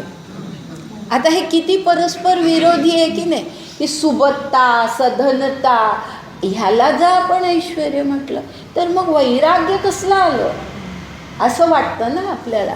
तसं नाही आहे. ऐश्वर्याचा अर्थच वेगळा आहे. ऐश्वर्य याचा खरा अर्थ सत्ता असा आहे. आणि तो म्हणजे कृष्णाच्या संदर्भामध्ये मी सुद्धा हेच सांगितलं होतं की कृष्णाची सत्ता सर्वांवर कशी होती. कृष्ण कुठल्याही राजसिंहासनावर बसला नाही. यादवांच्या सुद्धा राजसिंहासनावरती तो बसलेला नाही. त्याचा भाऊ होता बसलेला, पण हा राजसिंहासनाचा अधिकार त्यांनी कधीही घेतलेला नाही. म्हणजे तसा काही मोठा सत्ताधारी नाही. म्हणजे जो राजसिंहासनावर बसतो त्या राजाची सत्ता असते, तशी सत्ता त्याची नाही. पण तरी सुद्धा कृष्णाची सत्ता सर्वांवरती होती. कौरवांवरती सुद्धा होती, भीष्मांवरती सुद्धा होती. की मी मला वाटतं हे मी आधी एकदा सांगितलं की ज्या वेळेला भीष्मांवरती तो अर्जुन मूर्छित झाला भीष्मांच्या सगळ्या शस्त्रप्रहाराने, आणि अर्जुन मूर्छित झाला, पुढे अशी परिस्थिती होती, पांडव सैन्याचा तर प्रचंड मोठा नाश झालेला होता. अर्जुन अशा अवस्थेमध्ये आहे आणि अर्जुन तरीसुद्धा म्हणजे मूर्छित होईपर्यंत अर्जुनाने भीष्मांवरती योग्य प्रकारे शस्त्रप्रहार केलाच नव्हता. हात आखडून धरला होता, कारण त्याला ते भीष्मांवरती शस्त्रप्रहार करणं ही कल्पनाच त्याला मान्य नव्हती. आणि अशा परिस्थितीमध्ये तो अशी वेळ आलेली होती की आता अर्जुनावरती म्हणजे रागावल्यासारखा त्याचा चेहरा झाला. पण हा राग नव्हे, ते निमित्त होतं की तुला इतकं सगळं गीतोपदेश सांगितला, सगळा गीतोपदेश तू ऐकलास आणि मला सांगितलंस की आता तू म्हणशील ते मी करीन, आणि आता तसं सांगून सुद्धा आज तू हेच करतोयस की जे मला नको आहे, आणि तू अशा प्रकारे सगळ्या पांडव सैन्याचाही नाश करून घेतोयस, तुझाही नाश करून घेतोय. म्हणजे ही आपत्ती अर्जुनाच्या जीवावरती सुद्धा होती. इतकी परिस्थिती आली त्यावेळेला भीष्म कृष्ण स्वतः रथातून खाली उडी टाकली आणि आपलं सुदर्शन चक्र हातामध्ये घेतलं. त्यांनी खरं म्हणजे शस्त्र हातात घेणार नाही अशी प्रतिज्ञा केली होती, पण तरीसुद्धा आपलं चक्र त्यांनी हातात घेतलं, कारण ती वेळच तशी होती की प्रतिज्ञेपेक्षा त्या वेळेला न्याय देणं हे जास्ती महत्त्वाचं होतं. आणि म्हणून ते चक्र हातात घेऊन भीष्मांवरती धावले. त्यावेळेला भीष्म पुढे आले आणि नमस्कार केला आणि म्हणाले की कृष्णा, तुझ्या हातून जर मला मरण येत असेल तर ह्यापेक्षा आणखी दुसरं मला काय हवं आहे. म्हणजे पहा, भीष्मांसारखी व्यक्ती खरोखरच पूर्णतः ज्या दैवी अशा प्रकारचं व्यक्तिमत्व त्यांचं, आणि ती व्यक्तीसुद्धा कृष्णाच्या सत्तेला इतकी मानत होती. तर असं कृष्णाची सत्ता हे त्याचं ऐश्वर्य होतं. आणि तोच शब्द या ठिकाणी आहे की इथे जे म्हटलं आहे ना, ऐश्वर्य योग म्हटलेला आहे, त्याच्यामधला आधी ऐश्वर्य शब्द आपल्याला कळला पाहिजे की माझी सत्ता आहे. ईश्वर काय म्हणतोय की प्रकृतीने सगळं जग निर्माण केलं आहे, पण ह्या जगावरती माझी सत्ता आहे, ती कार्य करते, सगळं कार्य घडवून आणते, पण ते कार्यावरती माझी सत्ता आहे. म्हणजे माझ्या सत्तेशिवाय ती काही करत नाही. जे मगाशी मी सांगितलं, I exist not without you. म्हणजे प्रकृती अस्तित्वातच नाही राहू शकत परमात्म्याच्या सत्तेशिवाय. तर अशा प्रकारे ही सत्ता आहे. ऐश्वर्य या शब्दाचा अर्थ सत्ता असा होतो. आणि त्यातून पुन्हा ऐश्वर्य योग म्हटलेलं आहे. ऐश्वर्य योग म्हटलेलं आहे का सांगा बरं, कोणी सांगू शकेल? की सगळं लक्षात घ्या. आत्तापर्यंत आपण जे काही ह्याच्यामध्ये ह्या अध्यायामध्ये आपण जे विवेचन आत्तापर्यंत केलं ते थोडंसं विचारामध्ये आणा. बघा बरं, कोणी सांगू शकतं का? योग म्हटलेलं आहे. प्रकृती आणि पुरुषाचं एकत्र स्वीकारलंय ना प्रकृतीला.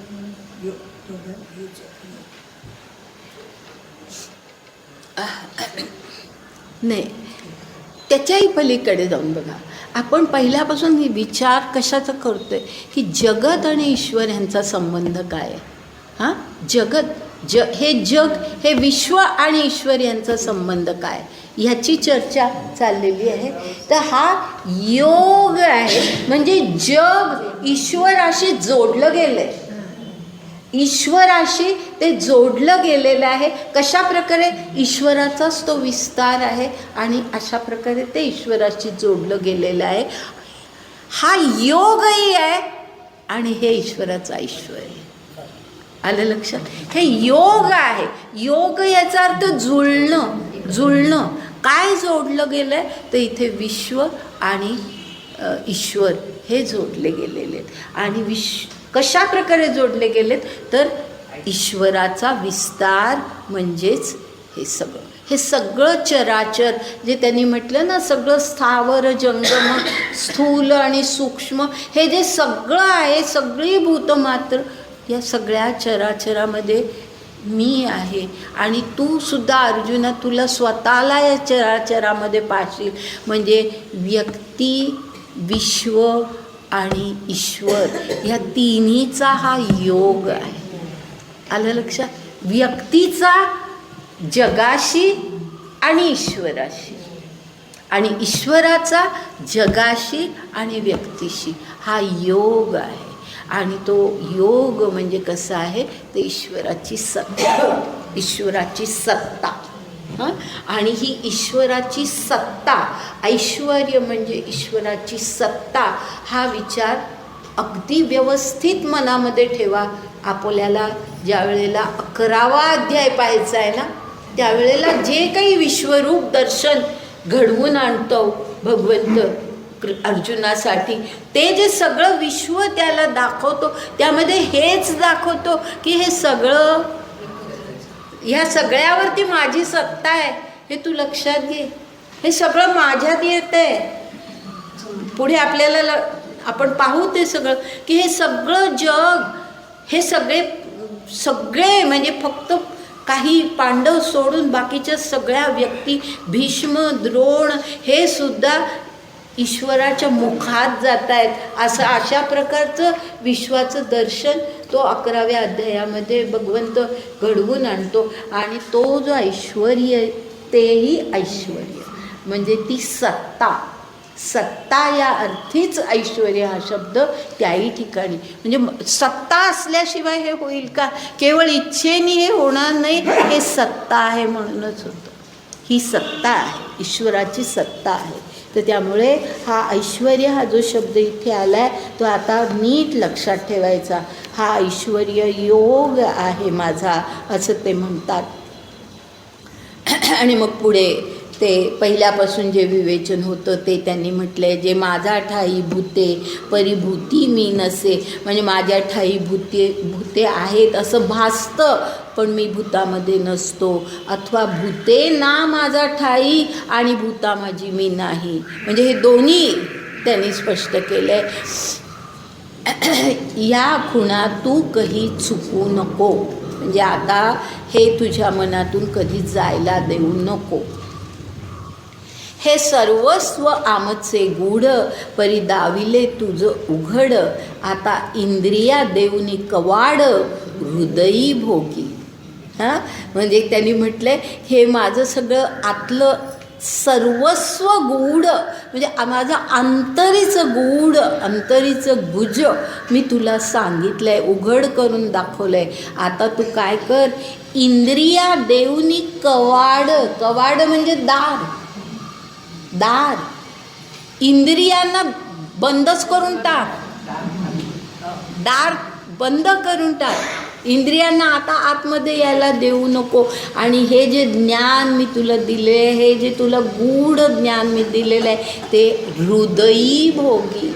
म्हणजे ते वरवर नको ठेवू, आतमध्ये जाऊ दे तुझ्या. हृदयी भोगी म्हणजे तुझ्या अंतःकरणामध्ये ते पोचू दे. तू अंतःकरणामध्ये ह्या ज्ञानाचा भोग घे. आणि मग पुढे पहा, एक शब्द वापरला आहे पुढच्या ओळीमध्ये, हा दंशू जव नये हाता तव माझे साचाकारपण पार्था न संपडे गा सर्वथा जेवी भुसी कणू. म्हणजे दंशू म्हटलंय. दंश जो असतो ना, दंश, सर्प दंश करतो. म्हणजे काय की ते केवळ आता वरवर नसतं, ते आत पोचतं. त्याला दंश म्हणतात. त्याला दंश म्हणतात. तर म्हणून त्या ह्या ठिकाणी दंश शब्द इतका समर्पक वापरलेला आहे की हा दंशू जव नये हाता, म्हणजे जोपर्यंत आपल्या हाताला म्हणा म्हणजे बुद्धीला म्हणा हा दंश होत नाही, म्हणजे जोपर्यंत आतमध्ये हे शिरत नाही, जोपर्यंत आतमध्ये हे शिरत नाही तोपर्यंत तव माझे साचाकारे पण पार्था न संपडेगा सर्वदा, म्हणजे माझं खरं स्वरूप अर्जुना कधीच कळू शकत नाही. हे आतपर्यंत पोचलं पाहिजे. हे वरवरचं ज्ञान नाही आहे, हे ज्ञान आत पोचलं पाहिजे, तेव्हाच माझं खरं स्वरूप कळेल, तोपर्यंत कळणार नाही. आणि मग उदाहरण दिलं, जेवी भुसी कणू, भुसी म्हणजे कोंडा, कोंडा आणि धान्य जसं एकत्र आलं की काय, म्हणजे आपल्याला ते काही धान्य सहजपणे मिळत नाही, म्हणजे खरं त्या धान्याचं आपल्याला स्वरूप कळत नाही. तसं इथे होतं की हे सगळ्या अज्ञानाच्या ह्याच्यामध्ये आपण जर राहिलो तर आपल्याला ईश्वराचं खरं स्वरूप कधीच कळू शकत नाही. एरवी पुढची पण ओवी घेते. एरवी अनुमानाचे नि पैसे आवडे कीर कळले ऐसे, परी मृगचळाचे नि ओलीशी काय भूमिती मे. म्हणजे इथे काय म्हटलंय, एरवी अनुमानाचे नि पैसे, पैसे म्हणजे अनुमान ह्याचा अर्थ तर्क, केवळ तर्क करायचा का हे असं असेल ते तसं असेल, असं आपण ईश्वराच्या संदर्भात सगळ्या जीवनाच्या संदर्भात आपण फक्त तर्क करत राहिलो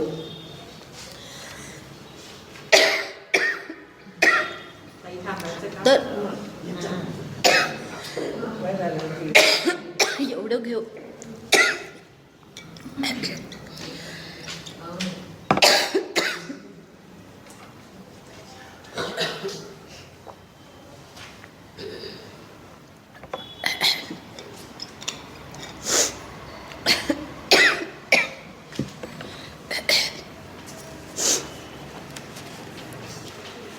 तर असं आपण नुसतं तर्काने जर विचार करत गेलो तर, आणि आवडे कीर कळले म्हणजे आपल्याला असं वाटतं कळलं बरं का आम्हाला सगळं.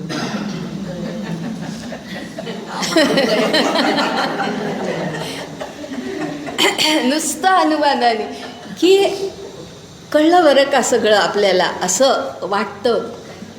पण त्याला उदाहरण काय दिलंय बघा सुंदर, परी मृगचळाचे नि ओलीशी काय भूमिती मे, म्हणजे मृगजळाने काय खरं जमीन ओली होईल का, जमीन ओली होईल का, म्हणजे जमीन ओली व्हायला खरं पाणी पाहिजे ना, तसं नुसत्या अनुमानाने आम्हाला कळलं बरं का सगळं असं म्हणून काही कळलेलं नसतं. तर ते आपल्याला नीट आत कळलं पाहिजे, ते आत राहिलं पाहिजे. आणि म्हणून त्यांनी आधी म्हटलंय हृदयी भोगी, हा जो शब्द आहे ना खूप महत्त्वाचा आहे की हे जे ज्ञान आहे ना ते तू हृदयामध्ये भोग, त्याचा भोग घे, आनंद घे. इंद्रिया देऊनी कवाड, म्हणजे नुसतं काहीतरी ऐकू नको, नुसतं काहीतरी पाहून त्याच्यावरून अर्थ काढू नको.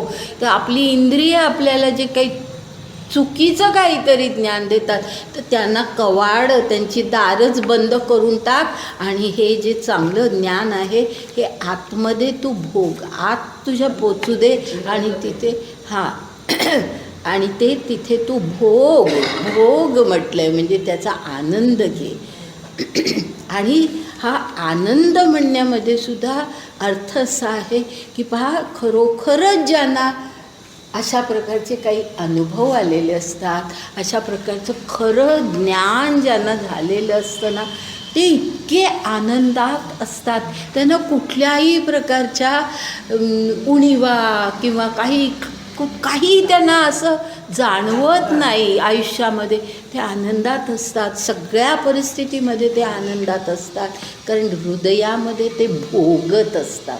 हा जो आनंद आहे ज्ञानाचा, खऱ्या ज्ञानाचा, तो आनंद ते आतमध्ये भोगत असतात. ते जसं आता म्हणजे तर्काने आपल्याला कळलं असं जे वाटतं, तर ते स्पष्ट करण्यासाठी आणखी एक उदाहरण दिलं आहे. जे जाळ जळी पांगिले तेथ चंद्रबिंब दिसे आतुडले, परी थडिये काढूनी झाडिले तेव्हा बिंबके सांगे. म्हणजे पाण्यामध्ये चंद्राचं बिंब, चंद्रबिंब, प्रतिबिंब पडलंय आणि कोणीतरी जाळं टाकलंय पाण्यामध्ये, मासे पकडायला जाळं टाकलेलं आहे आणि ते जाळं अशा ठिकाणी जातं की जिथे त्या चंद्राचं प्रतिबिंब पडलंय. म्हणजे जणू काही त्या जाळ्यामध्ये आलंय, चंद्रबिंब आलंय असं. म्हणून जर समजा बाहेर काढलं आणि थडिये म्हणजे काठावर आणलं आणि झाडिले, ते सगळं जाळं झाडलं, तेव्हा बिंबके सांगे. मिळणार आहे का बिंब? प्रतिबिंब आहे, ते प्रतिबिंबसुद्धा मिळणार नाही आणि खरं चंद्रही मिळणार नाही. तर अशा प्रकारे ही उदाहरणं देऊन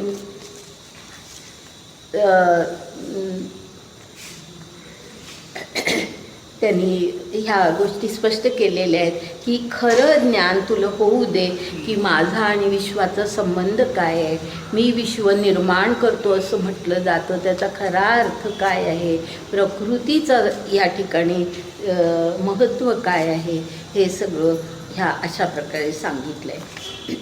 थोडंसं घेते अजून एक 15 मिनटं.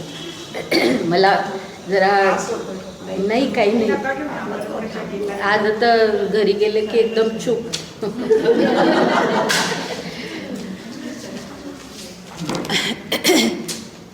पुढचं ना फार सुंदर आहे. नाही नको,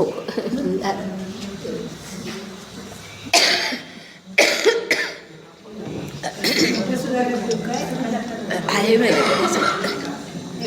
आता पुढचं जे आहे ना 11वा श्लोक, त्या श्लोकाची सुरुवात बघा. ती फक्त मी सुरुवात आधी मी सांगते आणि मग त्यानंतर आपण ओव्या वाचू. सॉरी हां, मी तुम्हाला उत्तर नाही दिली. अवजानंती मां मूढा मानुषीम तनुमाश्रितम असं त्या ठिकाणी म्हटलेलं आहे. म्हणजे या ठिकाणी फार सुंदर, ह्या पुढच्या ओव्या इतक्या सुंदर आहेत की अवजानंती मां मूढा मानुषीम तनुमाश्रितम, म्हणजे ह्याचा अर्थ की आता कृष्ण म्हणजे दोन्ही प्रकारे आपल्याला ह्याचा अर्थ घेता येतो की कृष्ण हा मनुष्य देहामध्ये अवतरित झालेला होता ना, अर्जुनाशी तो बोलतोय, तर तो मनुष्य देहामध्ये आलेला होता. तर त्या अर्थीही ह्याचा अर्थ घेता येतो. आणि पुढे पुढे जसं आपण ओव्या पाहू ना, तसं कृष्णाची मूर्ती किंवा देवाची मूर्ती, या मूर्तीला आपण किती प्रकारे भजतो आणि ती सगळी जी आपली ते पूजा आणि सगळे आचार, सगळे विचार, हे जे सगळे आहेत, हे जे केलं जातं त्याला काय म्हटलंय पहा, अवजानंती मां मूढा, म्हणजे मूढ म्हणजे मूर्ख म्हटलेलं आहे की मूर्ख लोकांना माझं खरं स्वरूपच कळत नाही, ते मला मनुष्य देहात समजतात. म्हणजे आता इथे कृष्ण हा मनुष्य देहामध्ये आहे आणि त्यामुळे त्याला त्या काळातली लोक एक माणूस म्हणूनच त्याला बघत होते. काही थोड्या लोकांना कल्पना होती, भीष्मांना कल्पना होती, विदुराला कल्पना होती, ऋषीमुनींना कल्पना होती की हा कोण आहे, याची कल्पना होती. पण बाकी सर्वसामान्य लोकांना, अर्जुनाला सुद्धा हा एक माणूस आहे, आपला मित्र आहे, सखा आहे, असंच अर्जुनाच्या सुद्धा मनामध्ये माझा आप्त आहे, अशाच प्रकारची भावना होती. आणि एकूण त्या सर्व परिस्थितीला त्यांनी असं म्हटलं आहे, अवजानंती मां मूढा मानुषीं तनुमाश्रितम. म्हणजे देहधारी असं माझं स्वरूप जे, तेच माझं खरं स्वरूप असं जे म्हणतात ते अवजानंती, मला समजू शकत नाहीत. माझं खरं स्वरूप त्यांना कळलेलंच नाही, ते मूढ आहेत असं म्हटले. ते मूढ आहेत. आणि या सर्वामध्ये आता पुढच्या ज्या आपण ओव्या ज्या महत्त्वाच्या आहेत ना, त्या मी भराभर घेते पहा. आणि त्या ओव्यांमध्ये हा विचार आहे की किती म्हणजे कृष्णाच्या आयुष्यात त्या काळामध्ये घडलेल्या ज्या सगळ्या घटना होत्या अनेक प्रकारच्या, की तो गोकुळात होता, मग तो असं झालं तसं झालं, ते रासक्रीडा आणि हे जे सगळ्या त्याच्याबद्दलच्या कल्पना ज्या सगळ्या पुढे आणि नंतरच्या आत्ताच्या काळामध्ये तर त्या आणखीनच वाढत गेल्या. तर हे जे सगळं आहे त्या सगळ्याला उत्तर ह्या किती सुंदर दिलेलं आहे की काय माझं स्वरूप आहे आणि लोक मला काय समजतात, हे इतकं सुंदर प्रकारे दिलेलं आहे. आता तो काय भगवंत काय म्हणतात, किंबहुना भवाबिहाया आणि साचे चाड आथी जरी मिया तरी तुम्ही गा उपपत्ती इया जतन कीजे. म्हणजे जर तुम्हाला या भव म्हणजे ही जग, या जगाला तुम्ही जर समजा घाबरत असाल म्हणजे नको आहे, या जगामध्ये दुःख आहेत, या जगामध्ये संकट आहेत, तर हे नको आपल्याला असं जर तुम्हाला वाटत असेल, आणि साचे चाड आठी जरी मिया म्हणजे माझं स्वरूप जाणून घेऊन माझ्याकडे येण्याची जर खरी तुम्हाला चाड असेल म्हणजे इच्छा असेल, खरी तुम्हाला जर इच्छा असेल, तरी तुम्ही गा उपपत्ती या जतन कीजे. जे आता मी सांगतो ना हे नीट लक्षात घ्या असं म्हटलेलं आहे. आणि मग एरवी वेधली दिठी कवळे ते चांदणिया ते म्हणे पिवळे तेवी माझा स्वरूपी निर्मळे देखाल दोष.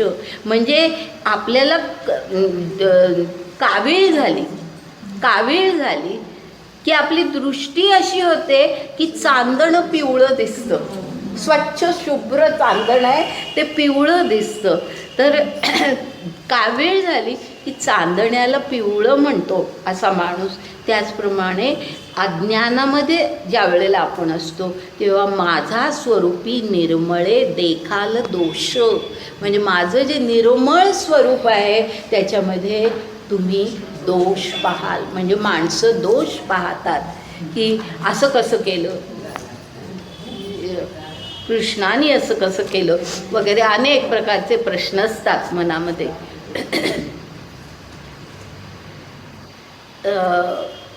आता पुढे अशी उदाहरणं अनेक आहेत म्हणून मी ती सगळी उदाहरणं घेत नाही. 45वी ओवी बघा. एरवी स्थूल दृष्टी मूढ माते जाणती कीर दृढ परी ते जाणणेया आड रिगोनी ठाके. म्हणजे स्थूल दृष्टी ह्याचा अर्थ आपल्या डोळ्यांनी आपण जे पाहतो ना, चर्मचक्षुंना दिसणारं ती स्थूल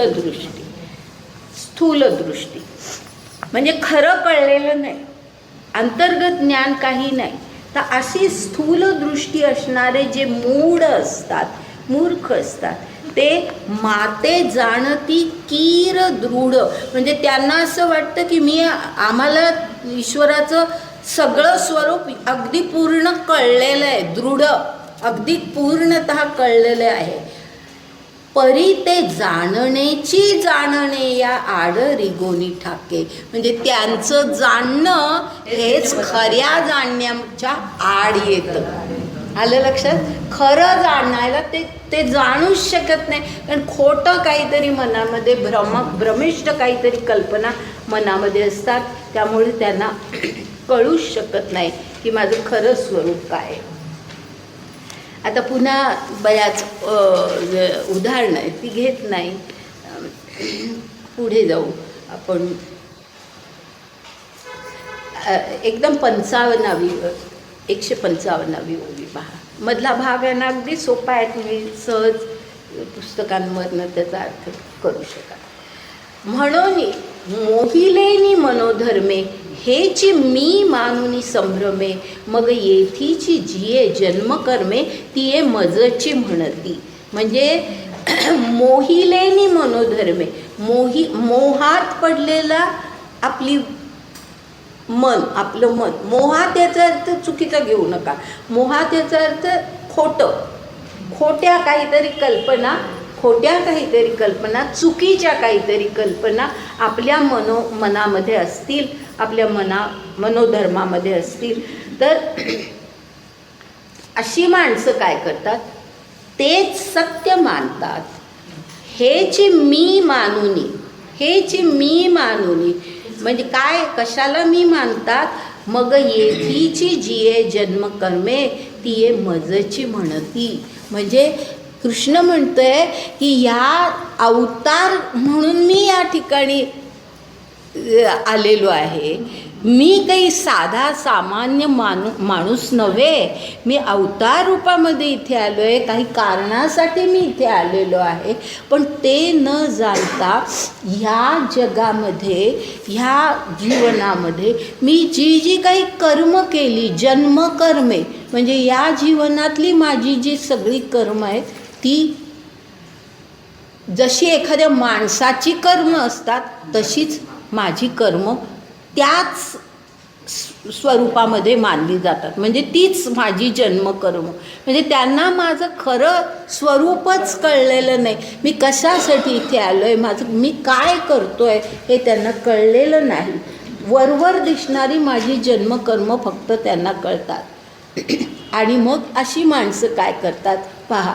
आता इथे सगळे मूर्तीपूजा, निरनिराळ्या तीर्थक्षेत्रांना जाऊन केल्या जाणाऱ्या अनेक प्रकारच्या गोष्टी, ह्या सगळ्याचा उल्लेख आता पहा कसा आहे.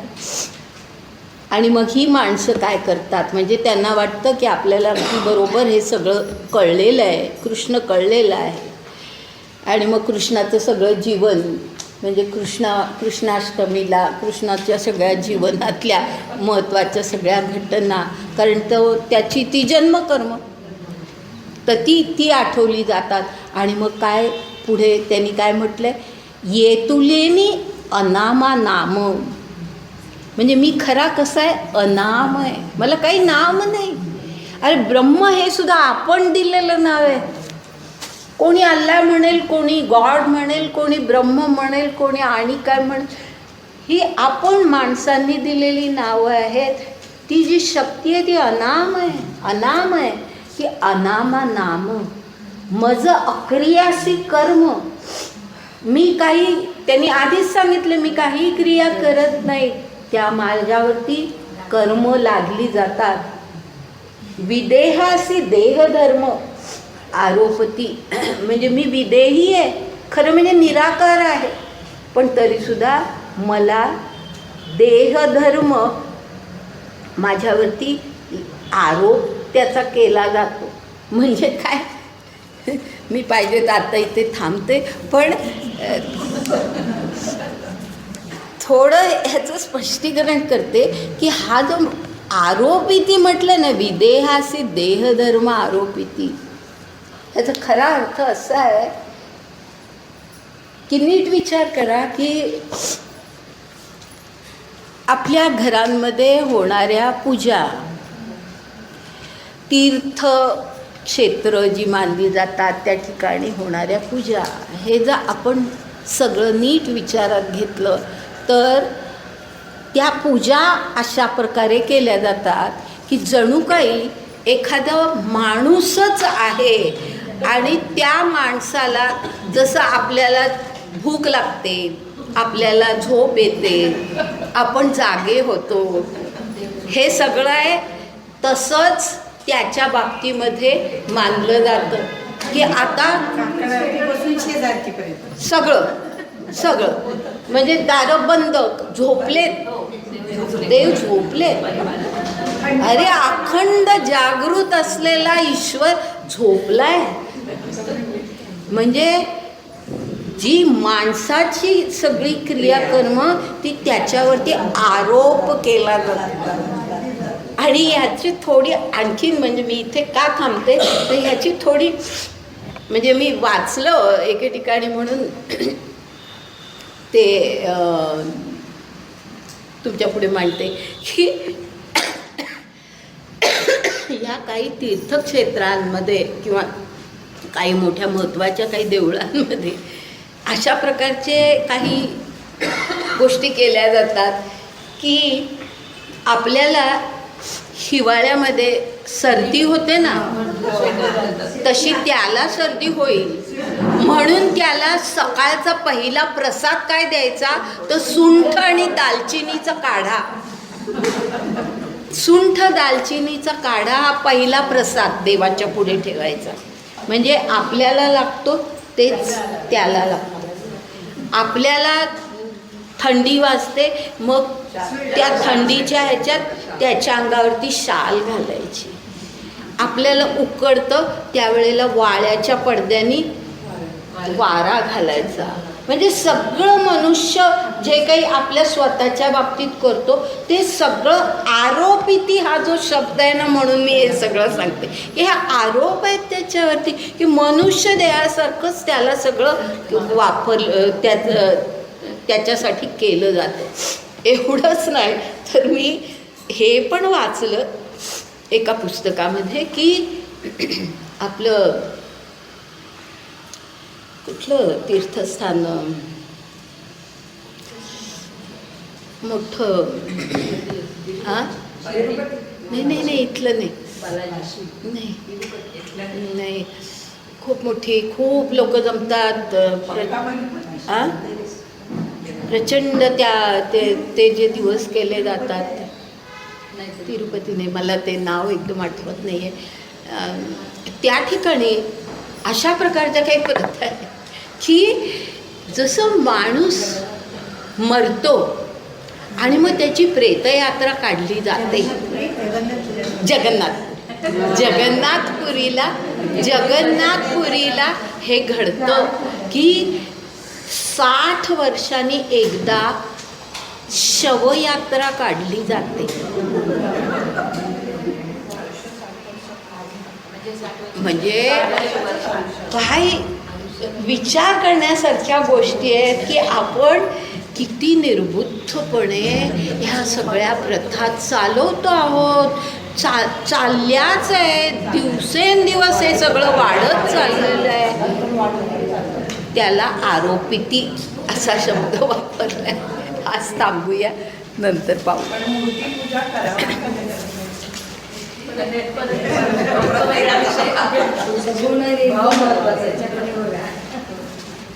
मूर्तीपूजा करण्याला कोणाचा, ज्ञानदेवांचा सुद्धा विरोध नाही.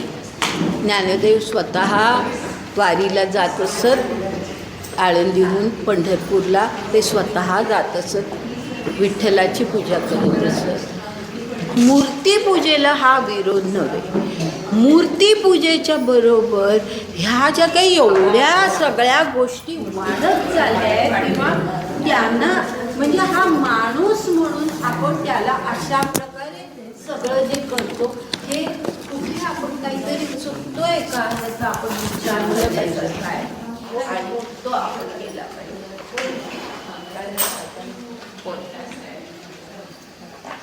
चला आपण प्रार्थना करतोय.